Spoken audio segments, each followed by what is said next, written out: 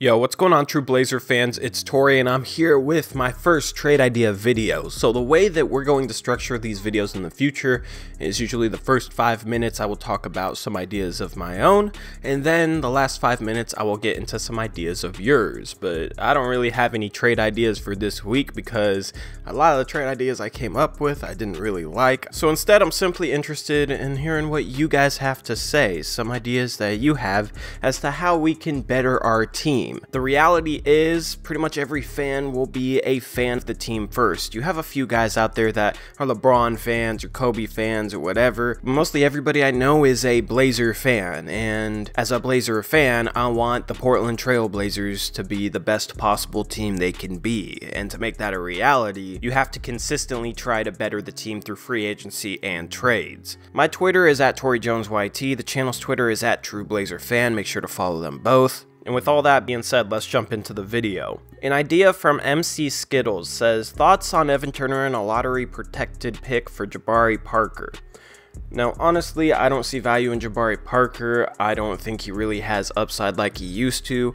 But he does have a $20 million expiring contract since his next year is a team option. So this would essentially be using a first round pick to dump Evan Turner's salary. In my opinion, I'd want to make it about top 20, maybe top 22 protected. Who knows if Chicago would take on that contract for a pick that's that heavily protected, but simply shedding Evan Turner's contract would open up multiple things for us next offseason. First off, we'd have a full mid-level exception, which we could use to sign a player even though we're over the cap. That would be worth about $9 million that we could use on one player or split amongst multiple players. Right now, we're looking at having the taxpayer mid-level exception. That's a little over $5 million. That's what we had this past offseason. Not only would it open up a full mid-level exception, it opened up a biannual exception, which we've used to sign Steve Blake in the past. Milwaukee used it to sign Brook Lopez this past offseason. That's a little under $4 million a year. And then we'd also be able to effectively make sign-in trades without having to clear a bunch of salary. If you use the full mid-level exception, the biannual exception, or make a sign-in trade, it sets a hard cap limit which your salary can't go over, and that's about $25 million over the salary cap, and you can't exceed that number if you do any one of those three things. Getting rid of $18 million a year of Evan Turner would create enough space beneath that hard cap where we'd be able to do any of those three things. That'd create a lot more flexibility this summer, and I think that the $9 million mid-level exception could be used to get a very decent player, maybe a guy like Wesley Matthews. So is Evan Turner and a first-round pick worth that flexibility?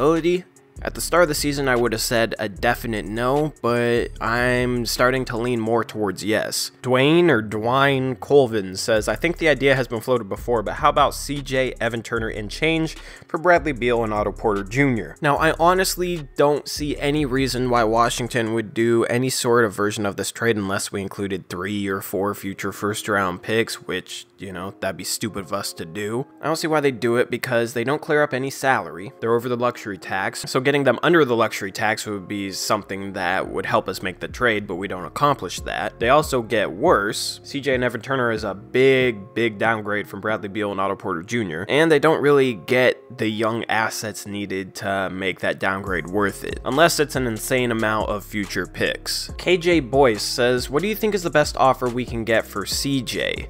Now next week I will have a couple CJ trades. I'm starting to lean more towards the trade CJ bandwagon just because of how much he hampers our ball movement, how poor he is defensively. He's gotten worse each of the past 3 years. He's also a huge contract. So if we could get rid of that $25 million salary, maybe take back a couple cheap, good young players on rookie contracts and maybe a pick or two, and then shed other salary and have some cap space to add to those young assets that we got, then we could better build for the future as well as still remain competitive in the present term. An idea I like is trying to get Mohamed Bamba from the Orlando Magic. I think him and Zach Collins would be a great young cheap front court going forward, 2 rim protectors, 2 guys that can switch onto the perimeter, and 2 guys that can post up or shoot the 3-ball. Nurk in there as the 3rd big, that would work too, or you could trade Yusuf Nurkic. Problem is Orlando would have to match salary and they don't have enough expiring contracts, and in any CJ trade I'd want to shed some salary. So ideally it would be something like Mohamed Bamba, a pick, and an expiring contract. If Orlando is smart, they would not do that trade though. That's a lot to give up for McCollum, but I do think there might be a team out there that values McCollum enough that'd be willing to give up a package like that. I'll have a couple of packages like that for you guys in the next trade idea video. Cole Glandon says, what do you think of a trade from Cleveland for Larry Nance and Rodney Hood? Now, Rodney Hood will most likely get traded this season, and this is a guy who's shown flashes of being a high-level scorer, but honestly, he can't do anything else other than score the ball, and he's not that good at that either. He's a lot like CJ McCollum. You know, he's bigger, but he has all the same flaws. But then again, he'd probably be an upgrade over Nick Stauskas, so it depends on how much it'd take to get a guy like Rodney Hood. Right now, he's shooting 37% from 3 and 44% from the field for 13 points per game in only 28 minutes, so that's a very solid clip, and off the bench, that'd probably be a helpful guy, you know? He'd definitely be an upgrade over Nick Stauskas. However, his defense is absolutely terrible, and it wasn't like that his first 3 seasons, but in his last 2, he has a defensive box plus minus of -2.2 and -2.5, and I have to wonder if it's an effort thing or if it's really just he's not that good instinctually, because it seems like he has the quickness and the body to be able to be a good defender. I think Larry Nance would be a good fit with our bench lineup, especially if you sub Turner out for a guy that can shoot threes as well as make plays. Larry Nance is getting 4.5 assists per 36 minutes. He's definitely turned into more of a playmaker, and he's also shooting more threes this year and actually connecting on a lot of them. He's shooting 1 3-point attempt per game, and he's shooting 42% on them. So although it's not a lot of volume, he has shown he can knock down a 3 here or there. You bring a young guy like that in, give him freedom to shoot threes, and if he can actually hit that shot consistently as well as be a playmaking big that brings a lot of energy off the bench, then I think that'd be a great fit. Remember Mason Plumlee and the playmaking role he had for us? Well, Larry Nance could fill that same role and potentially hit jump shots. If you could get both of those guys for a first-round pick, then I'd definitely consider it. Ideally, you'd somehow dump Turner's contract in the process because Cleveland isn't signing anybody next offseason, so Evan Turner's salary doesn't really matter much. Evan Turner, a first-round pick, and a couple future seconds for Rodney Hood and Larry Nance.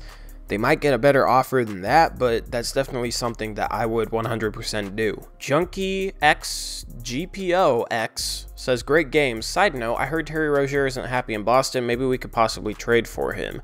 Terry Rozier is a small guard, and we don't need to add another small guard to this backcourt. Also, we've seen multiple players, including Evan Turner, look very good in Boston, leave Boston, and then look terrible. Avery Bradley is another one of those guys, and I think Terry Rozier could be another one of those guys as well. For his career and this season, he's shooting under 40% from 2-point range. For his career in this season, for 3-point range, he's shooting under 36%, so he's not exactly efficient. He is an above-average defender, but his offense is vastly overrated. He'll have flashes of looking like a very good point guard, but in my opinion, he'd only be an average backup. I think Terry Rozier will end up in Phoenix, who's desperate for any sort of NBA level point guard, and for some reason will trade for one even if it's a veteran, even though they're in a terrible position with their franchise and losing a ton of games and obviously tanking. The rumors coming out of Phoenix are very confusing. That front office is definitely one of the worst ones in the league. I do think that's where Terry Rozier will go. I don't think that we should really pursue a trade for him. So anyway, that's all I got for this trade idea video. Leave your ideas down in the comment section below and I will get to them next week. Thinking of trade ideas is definitely something I like to do when the team is struggling because it gives me an imaginary vision of the team being in a better state than they are when they're losing. Stay tuned for a game recap coming tomorrow before that Dallas Mavericks game, and then Monday I'll get you guys another Monday mailbag. So that's all I got for now. See you later. Go Blazers.